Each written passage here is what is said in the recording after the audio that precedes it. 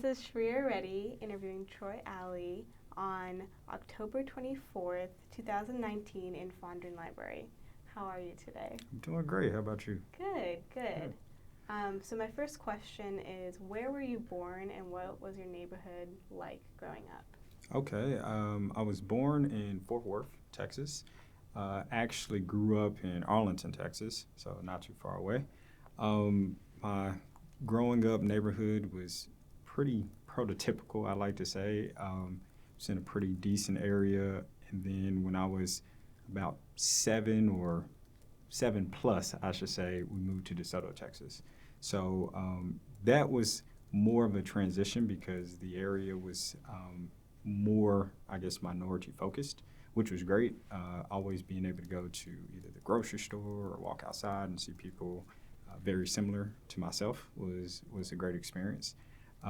So yeah, that's how I kind of grew up in that environment and area. Okay. What can you tell us about your family? My family, probably my biggest inspiration, my backbone as well, had a big impact on me doing the career choice that I have now and choosing to come to SMU as well. My mom was a school teacher, and then she retired when she had me. And my dad is an entrepreneur in real estate and construction, and he also went to SMU, so great as well. And then I have an older sister who's 3 years older than me, who's also big into real estate and business. So it was great growing up in that type of environment, which encouraged me to eventually also get into business later on. Mm-hmm. What did a normal day at home look like for you? Normal day at home. Probably spending a lot of time with my dad, going to the office with him, also with my sister. I guess coming home, doing a lot of reading with the family and just having discussions. We like to just talk a bunch. And just spending quality time with one another. So whatever activities that one person would choose each week or weekend, we would do. So whether it be go to a movie or go to the park or whatever the case may be, we chose to always do that, something that could keep us together as much as possible. So that was kind of pretty typical for us. Okay. So you said you moved to DeSoto when you were 7, Yes. right? Do you remember the difference between Arlington and DeSoto?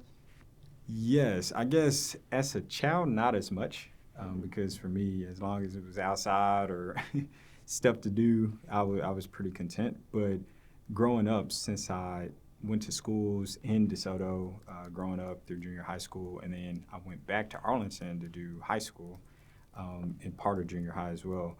It was interesting to see kind of the change in dynamics in the different environments because, like I said, DeSoto was a little bit more minority-heavy population. It's an interesting or different dynamic than in Arlington, where my high school was primary majority. So trying to find, the best place to fit in, finding friends, activities, and just the different social dynamics between the two was something that was interesting that I found kind of growing up, going from DeSoto back to Arlington later on. How would you describe race relations growing up?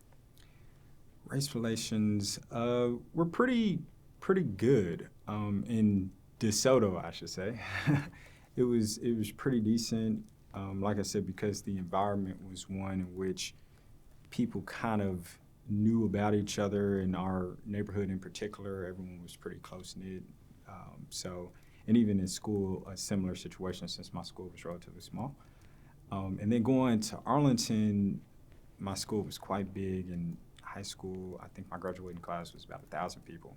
So it was a lot more people, and our school was a little bit higher on the, I guess, wealth scale as well. A lot of school kids there came from nice areas, nice families as well. So there we found a little bit more tension in race relations, surely as it related to kind of the political environment during that time as well, after post 9/11 and all this other stuff, how people kind of attributed certain race and religions in those areas where typically there wasn't an abundance of it.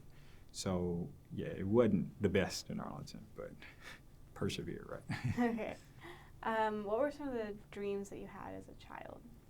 Dreams I had as a child. At first, I wanted to be a soccer player for about a year, and when I was about 4, and then my mom pulled me over to the side and said, "You're not that good in soccer, so you need to choose something else." So beyond that point, I really started focusing something more in business. I think I always wanted to be either a businessman or for sometimes an engineer, because my dad was an engineer growing up as well. But I think business kind of stuck with me. And then when I was in junior high school, I started getting more exposure to investments. So then I was like, man, I really want to be into investment management or do anything where you're trading stocks and bonds and stuff. So I think that's kind of what I dreamt I would be. Okay. So what attracted to you? What attracted business to you? I would say 2 things. Meeting interesting people is a very social career field, so you get to interact with different people, different races, different backgrounds, and you learn so much in that. And then secondly, just the ripple effect that business can have in everything. The exchange of money, the building of something like my dad was doing, you can see the effects of it long after the transaction, which I thought was always incredible. You can have a lasting impact on the things that you do in the field that you're in. Okay. So can you talk about, I guess, your high school and your high school experiences? Yes. High school, I was a nerd, so I was probably not the coolest kid in the group, but I think it kind of served me well. I was able to focus in areas that I really enjoyed and found a close knit of friends as well. So in high school, I took a lot of AP and pre-AP classes, getting ready for college. Always had that in the forefront of my mind of different schools I wanted to go to so I could excel in my career field. And in high school, there were also a few teachers, I should say, that really helped mold me and I guess give me good feedback in becoming a better person outside of just academics. I think I was so focused on academics that in many instances I missed other opportunities that I could develop myself into a more well-rounded person. So we had great teachers there. We had tons of activities to do because the school was so big, which was great. And it was in a central location in Arlington too, so anytime there were events or activities outside of just school, it was easy to round up friends and go do it. So high school was pretty enjoyable. Wouldn't necessarily go back, but it was fun nonetheless. So did your high school help you with the college application process? Yes. So our school was pretty focused on college prep and all the different things that we needed in order to choose different schools, from financial help if necessary, applying to scholarships. We had 2 or 3 guidance counselors per person and group as well, so they did a great job in that, and they gave us a ton of days to go do career visit or college visits, I should say, and check out different schools. So they did an outstanding job of really prepping us to get ready to do secondary education if that was something we were interested in. Okay. So I saw that you went to UT Arlington. Yes. What attracted you to UT Arlington at first? Crazy enough, it was 2 things. One, the growth in Arlington was at a point where I thought it would open up a ton of opportunities. Of course, we know Dallas and Fort Worth has a ton of stuff, but I thought Arlington was right on the cusp of really having more unique opportunities, surely as it focused in tech and other areas that I was interested in. Secondly, the diversity is very high over there. So they have a ton of international students that come through. And that's probably their largest population, I would say, from both Asian countries as well as South American countries, all over the place. So it was great. And I wanted an experience kind of different from my high school where I could say, hey, man, I have a diverse group of people that I can bounce interesting ideas off of and get interesting feedback from. So it was good. It was good, I would say. UTA, of course, in my mind as well. I won't say it was all roses. There were some areas where I thought that it was lacking, and I definitely didn't agree with some of the stuff that they were doing. But in many instances, there were some positives too, and I'll say those are probably my best takeaways from it. Okay. What were those positive and negative experiences that you were talking about? Yeah, so positive was I was able to get involved in a lot of organizations there on campus when I first got there my freshman year. And a lot of students from my high school in Arlington also, many of them went to UTA. So it was cool to have kind of take the next step with some of your friends that you already knew and be able to connect and see them grow as well. And then secondly, I would say is, like I said, the location in Arlington afforded me the flexibility to, do my internship. I had an internship at Fort Worth at the time with Merrill Lynch. So I was able to go up there and learn more and also parlay that with my educational stuff as well. So I would say those are definitely two of the biggest positive, of course, with the diversity as well. The negatives, oh man, how much time do we have? No, the negatives were, I think in my opinion, the administration wasn't putting all the necessary resources, surely as it related to the business field and to the business school and business students in general, because UTA is more so known for, I would say, their nursing, their engineering, some other areas where they're really focused on. So as a business student, I felt kind of like, man, I wish we had better facilities. I wish we had more intern or career exiting opportunities and things after college. And in some of the organizations, I think I butted heads with people in, I guess, the administration, like the dean of the College of Business and things like that, because I was so aggressive, I would say, and saying, man, there are so many great things that we could do, and I didn't feel as though they were matching, I guess, my intensity. I don't know if that's the best term, but that's kind of how I felt about it. So that was a negative. And then I think UTA still has room to grow as it relates to an institution where people can really platform that. Surely, like I said, as a business student, to get better job opportunities in Dallas, or more importantly, in my mind, I was thinking I wanted to go to New York City or in California. So I felt it kind of limited or constrained some of the opportunities you could have. So those were some of my negatives. Well, what prompted you to choose SMU afterward? Well, crazy enough, when I was a senior in high school, I got into SMU and I decided I was going to go to SMU. And I spoke to my dad about it. And he was an MBA grad from SMU. And he was like, yeah, that's great. I think you should go. But, why limit yourself to have just one opportunity at SMU when you can, if you're interested in UTA, or surely since I had that opportunity in Fort Worth with Merrill Lynch, the commute would have been longer. He was like, well, there are some other opportunities you can have here. And of course, cost saving as well. So he was like, I'll make you a deal. You go to UTA for a couple years. I'll give you some money to invest as well so you can get hands-on experience for the difference of the scholarship I would have made coming to SMU. And then after you've done some of your bases, you can transfer if you want to.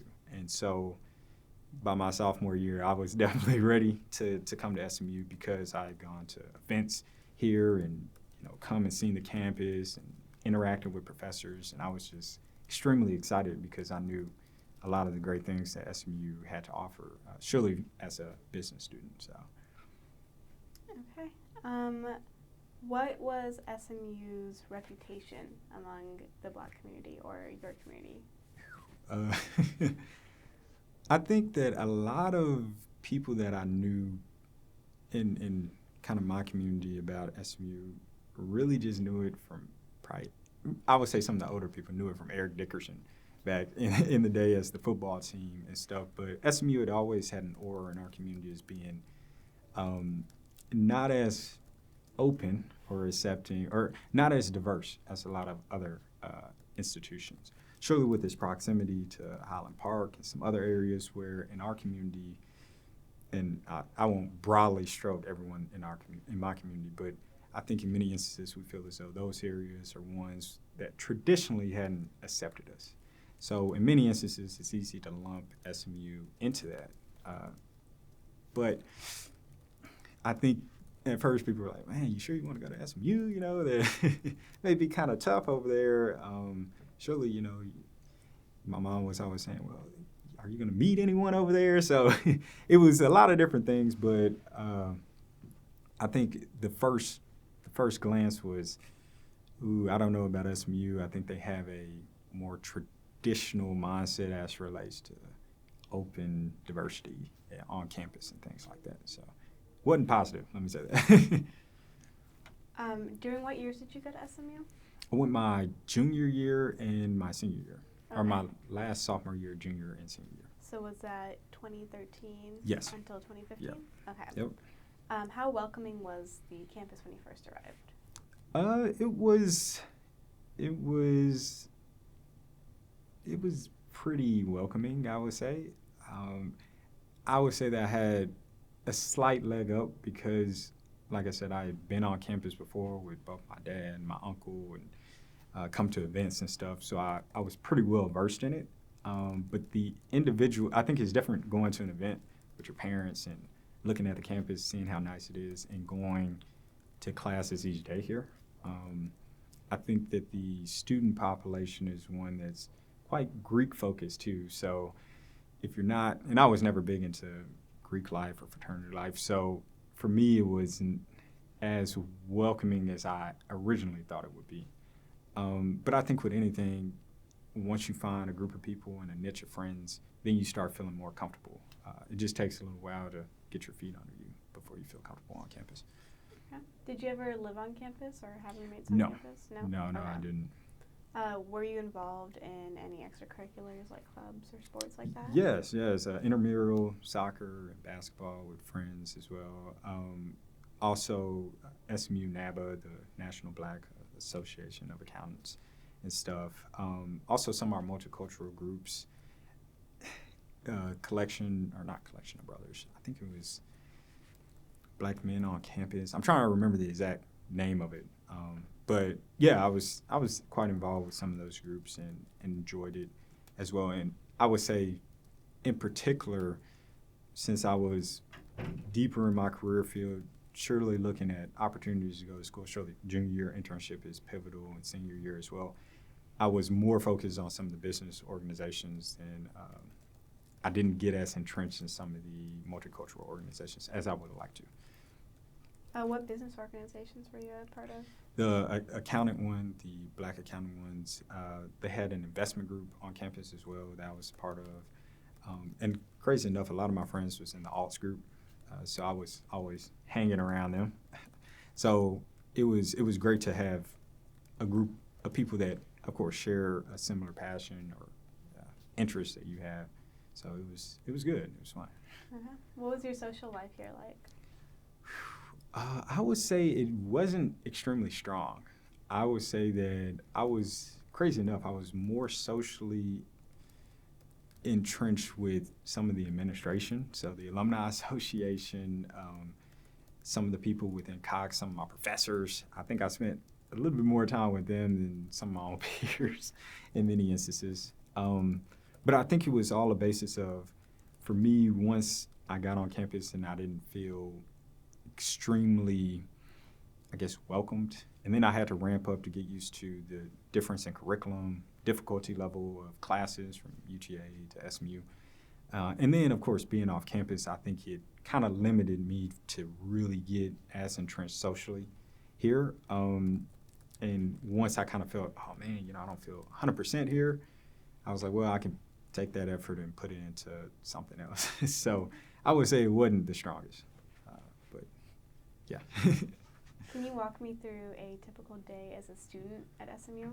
Yes. So I would get on campus and pretty much I would go to the student union sometimes, maybe grab a cup of coffee and read a newspaper or hang out for a little while. Go to class. I think I had probably three to four classes a day most times.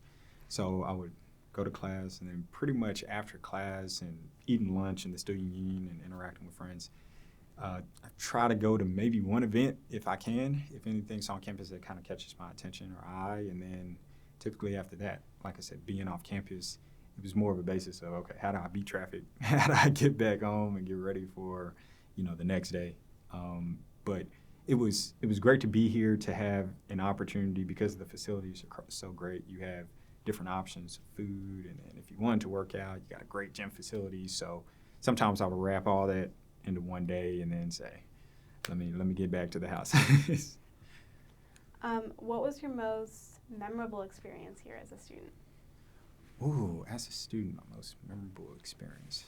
I would probably say, and this kind of goes back to some of the stuff I was saying before, as being so focused on kind of career stuff, but I was in class one time, in marketing class, and we were going through some slides and stuff, and during that time, I went up to New York to interview for an internship opportunity at BlackRock in their alternative investments division, and I was excited to see if I was going to get it, and it was in the final stages, and I was in marketing class, and they gave me the call. And typically, I try to, of course, as a good student, I keep my phone off in class. But I saw the phone number. I went outside, and they told me that I got the offer, and all my expenses were going to be covered. And I was really excited, because it was a company that I was always interested in, and going to New York City, surely being a Southern boy, it was a pretty great thing for me. So having that, and then being able to discuss it with my professors and my friends afterwards, and hearing about the great opportunities they had as well, I think was probably my best time at SMU. Mm-hmm. At SMU, what did your friend group look like? I'm sorry. Friend group. Extremely diverse, I would say. I think that's just going back to one of my key things that I like, is having different experiences, having people take you to different restaurants and things you probably never even would try. So I would say it was pretty 90+% diverse. Majority of people were a couple of transfer students, but most of them were either African, Middle Eastern, Southern American. That constituted a lot of my friend group. And then I also had a couple Caucasian friends too, but not as many as probably African American friends and other groups. So quite a diverse group, I gotta say, which is good. So in the business department, I guess, Mm-hmm. how did race relations play into it? Ooh, I would say that is probably our biggest area of growth that we need. And I say that from the standpoint of, as a student there are only a handful of probably African American students in the business school. And then when you're doing group projects and things of that nature, it's kind of like, okay, everyone pair up, and everyone pairs up, and then they look at you like, okay, so what do you want to do? So it wasn't the most welcoming or opening, and I would also say that even as a student coming here and interacting with other peers and students here, still it always started off as if, okay, what are you doing, or what are you hoping to do? Like, why are you in this department in particular? Because of what Cox kind of represents and the great students that they produce. It was always one of those things where it's, hey, prove it first, and then maybe we'll interact with you. So I would say that was an issue. And then the next thing would be looking at it overall. When I was a student here, I never got taught by an African-American professor in Cox. So not being able to see that was something that I think was like, man, I wish, we had a little bit more diversity in our staff in that department. But, yeah. Okay. Yeah. Did you have any mentors in Cox? Yes, I would say, like I said, I hung out around the dean's office quite a bit, and just their whole department.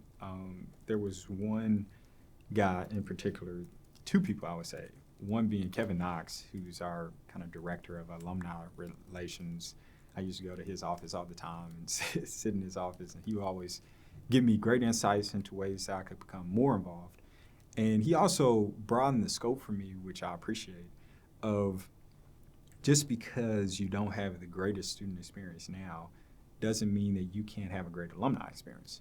And coming back and doing things and providing resources, time and monetary resources to help other students come through, where you can give them programs or other things it'll make them feel more comfortable. So I give a lot of credit and credence to him. And also Andrea Smith, who's also in his office, she was kind of like my mom on campus. So she knew my mom as well. So I guess that that also played into it. But she would also always give me great advice of, hey, just be yourself, do the best you can, and continue to try to connect to people. And, if someone doesn't accept you for who you are, then someone else will. But always try to reach out that first hand to other people. So I would say those two in particular.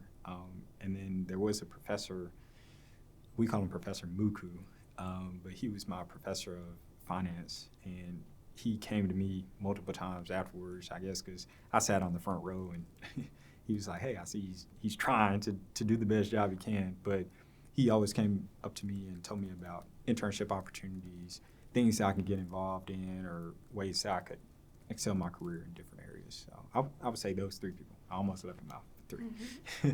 Okay. So you said that there weren't that many African American professors, or any, that you were taught by in Cox. Correct. How did that, I guess, affect? How did that affect you, and how did not having a lack of representation affect you? Like I said, it was disheartening. But I wasn't completely just downtrodden about it. One thing, like I said, because there are great people here and great professors as well, and then going back to my father and my uncle who also came here, them saying a very similar thing, I guess I looked at it as, hey, it's kind of run-of-the-mill in a sense. That doesn't make it right, but it just seems like that's kind of the route it was on. And I was able to parlay that with other mentors I had outside of SMU, who were excelling in business in different areas that, of course, represented and looked just like me. So I would say for the person that didn't have a lot of outside resources, it can be very, very tough. For me, kind of growing up in an environment where I'm kind of used to it, it wasn't as bad, but it was disheartening. Okay. Did you have any resources on campus that you could go to? Resources as in? Like today we had the multicultural student office, or right. Things like that. Yeah, definitely. So the multicultural center office, that whole, I guess at that time it was a floor of multicultural organizations and groups. So yeah, that was a great one. And then also some of the African American fraternities here was a great one. We don't have a ton of people in them, but the people that were in them were extremely sharp people and always looking to form a group and do something to make people feel more comfortable on campus. So that served as a great resource when I was on campus. And then, like I said, when I was off, I had other areas where I could always go to, family, etc., to help me out if I needed it. As a Black man, how well did you feel like you were treated by other students or faculty or people on campus? Students, not entirely great. And maybe it was just my experience, but there were times where I didn't feel as comfortable, and I don't think they felt as comfortable around me, honestly. And like I said, I always felt as though it was an environment where you have to kind of prove either, who you are, what you do, what you have, in order to fit some of the majority population. And a lot of that stuff I wasn't too interested in conforming to.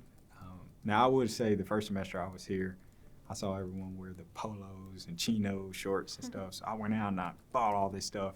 And my dad said, what are you wearing? You look ridiculous. I said, hey, this is like school uniform for me. So for me, I stepped out there, and then I reflectively looked at myself and say, I'm not going to change exactly who I am or how I carry myself.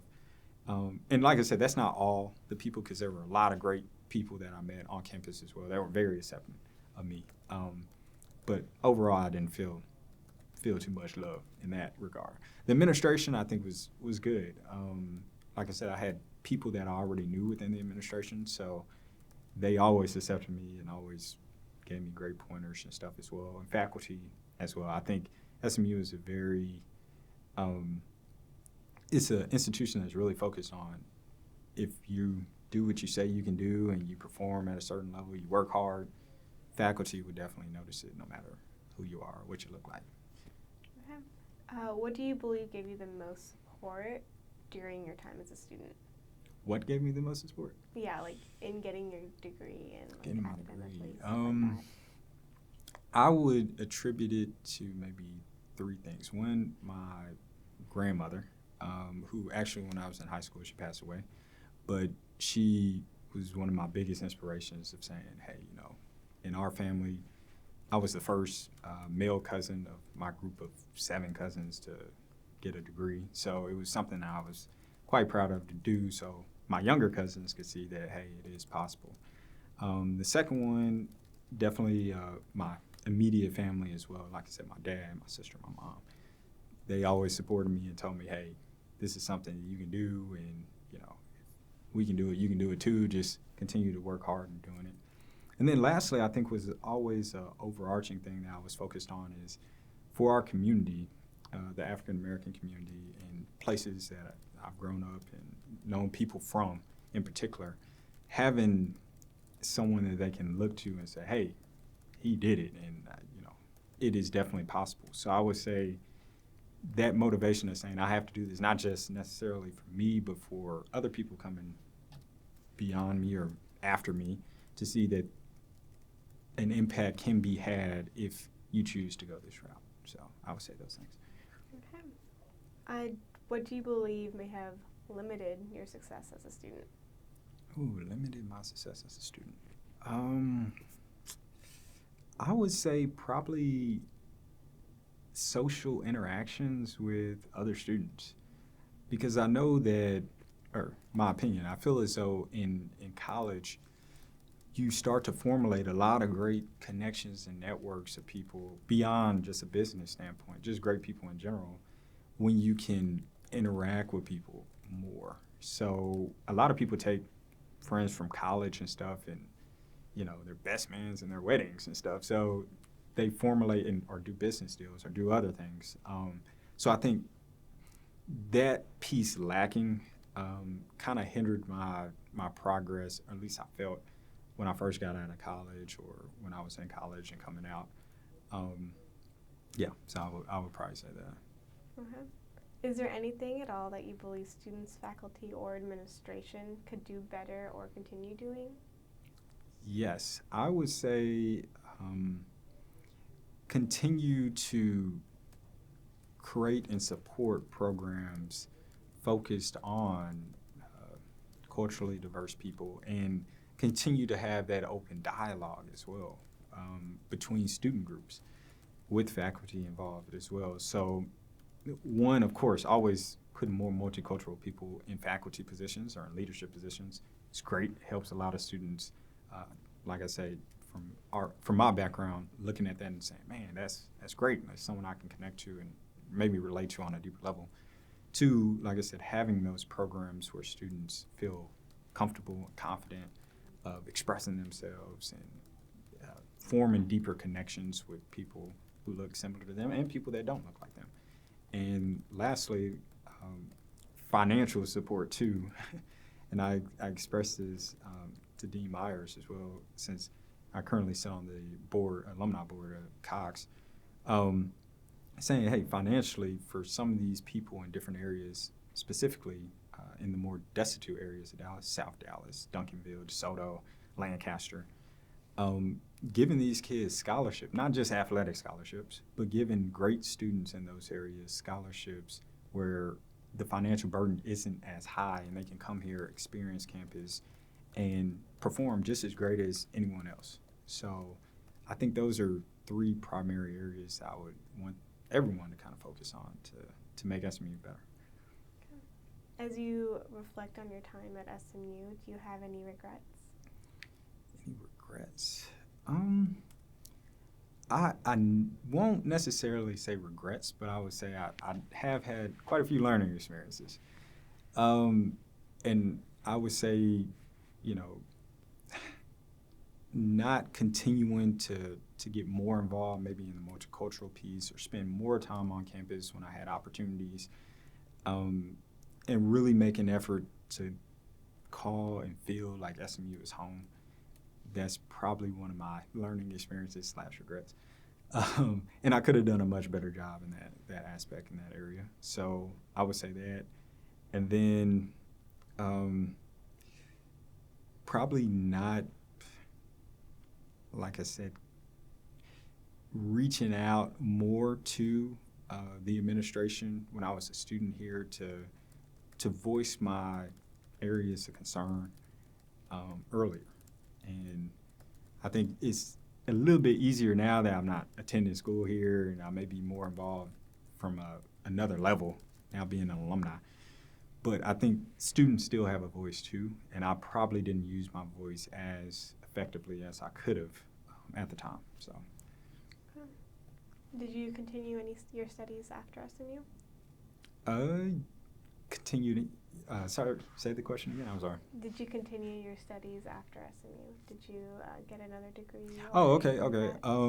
No, not yet. I plan to though, because I think it is very important. It's something I always wanted to do. But I was able to do some like pre-graduate or pre-MBA courses at Harvard and Chicago Booth. So it was great to take kind of my SMU experience and see it on the secondary level of education. Mm-hmm. So definitely plan to though. Okay. How was your transition into professional life after you graduated? Yes. It was an interesting one. And I only say that because I took a more non-traditional route in what I wanted to do after school. So after I graduated, I was thinking about going to New York and doing investment management and stuff that I said I always wanted to do. But I wanted to take my experience and my education that I gained and actually give back to the areas where people that I knew grew up and areas where I grew up as well. So I actually did nonprofit work in South Dallas for a couple of years and was teaching people about financial awareness and how to redevelop and revitalize the communities over there. So after that, then it felt like I was coming out of school because I was looking for another job again.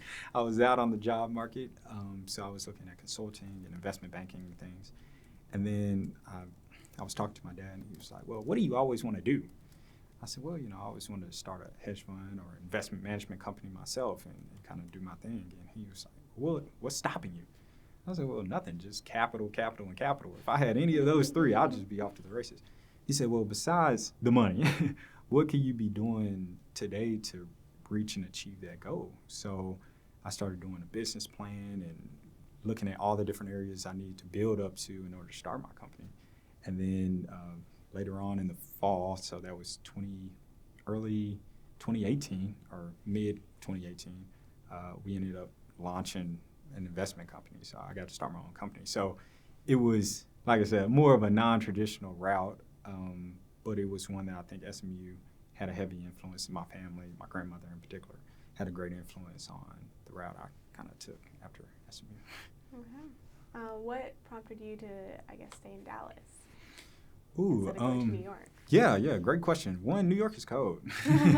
Very, very cold. Although I enjoyed it, it is quite chilly up there. Second, I would probably say my family because I had a couple younger cousins as well, quite a few younger cousins, and being able to interact with them and help them out on homework and stuff like that, or whatever I can do to help them is something I always enjoy. And then I also felt, since I wanted to have an impact on my community and where I grew up, so doing my volunteering only made sense to say, instead of saying, hey, I want to fix another community, what am I doing in my own backyard to start? So once that happened and then started my own company, I was saying I have the most resources and the most support here in Dallas, so it only made sense to kind of start in my stomping grounds. So that's why I've stayed in Dallas, even though it's hot.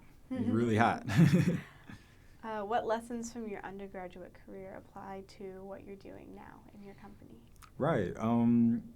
Asking questions. Definitely asking a bunch of questions. I've never been one to be shy of saying, hey, if I don't know the answer, I'm just going to wing it. I say, hey, if you pay for the degree, go ahead and ask the question. So I would say that, and also just the hard work of it all, too.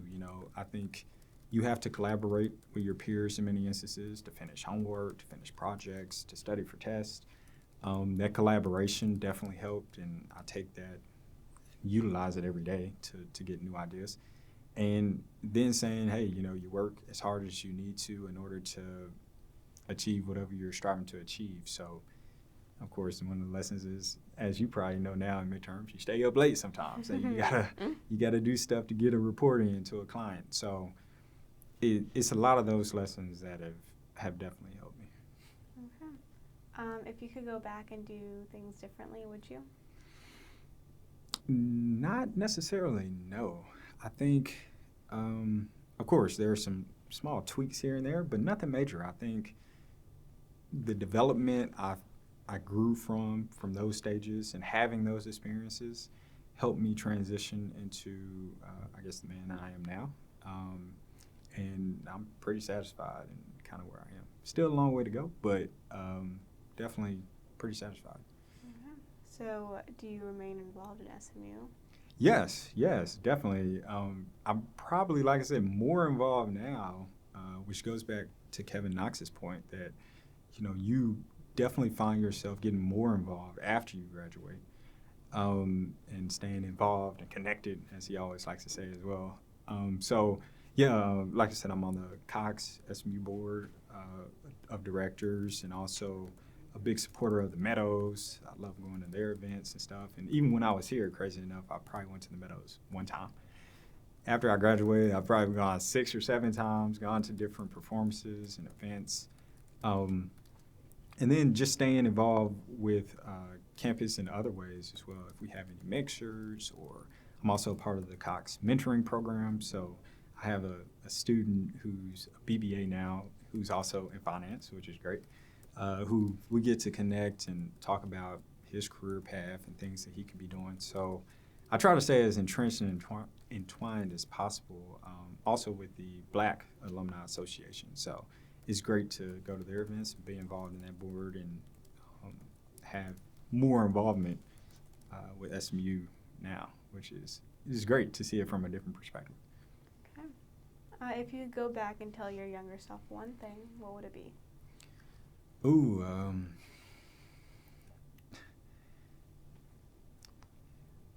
Probably continue to try to reach out to people.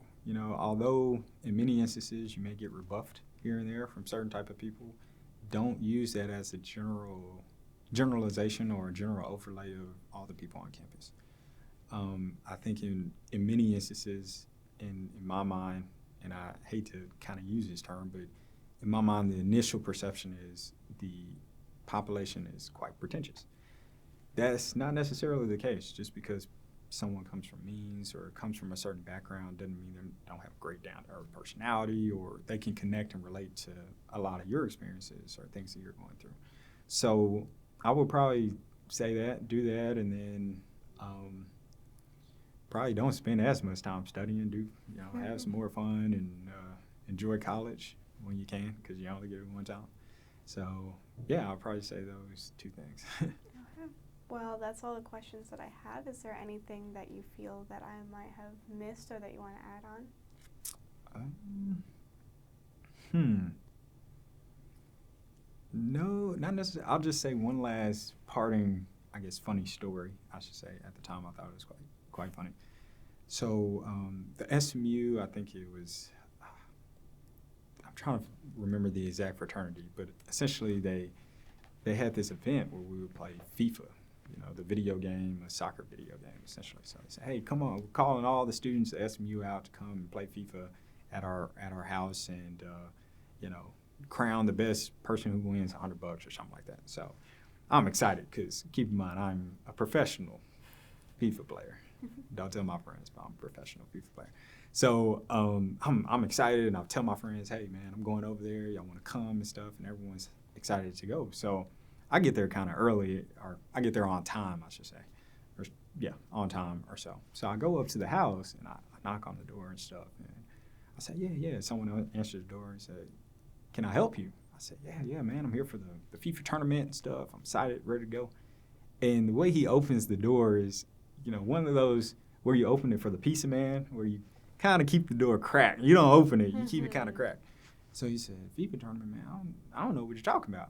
I said, no, man, it's tonight. I'm 100% sure it's tonight. No, man, I think you're mistaken. You're mistaken. So I said, oh, no, I'll pull up the email. So I pull up the email. I show that. He cracks the door open. One of his friends comes in. He said, hey, what's up? What's happening? Like, what's going on here, right? Kind of like backup, I guess. And I said, yeah, here's the invitation. He looks at it, and he's like, oh, man, I don't know. I can't recall me sending this. I don't know who sent this. I said, oh, okay. Are you sure, man? Because it's like, oh, yeah, man, I'm sure. I'm sorry. Maybe you can come back another time or something. So the funny thing I thought about it was as the door is closing, because the door is open at this point, as the door is closing, I can glance in and you see people sitting on the couch playing FIFA, right? And they're like, oh, yeah. And he shuts the door. And I sit there and I look for a second. I'm like, man, I guess they didn't want me to win that $100. Maybe they knew my reputation kind of preceded me. But I guess in my mind is one of the funny things that kind of encapsulates my social experience at SMU. And I look back on it and I chuckle and I'm like, man, I would have whooped them in FIFA. But it goes back to saying the dynamics was never one where, for me as an African American, I felt 100% saying, man, this is someplace where they really welcome me and it's a great place to be. But I say all that to say, if the guys are watching it and they want to play FIFA, I got FIFA at my house and we can play. So, amazing. So yeah, that's my antidote. Hey, thank you so much for your time. Hey, thank you. Being here. I appreciate you.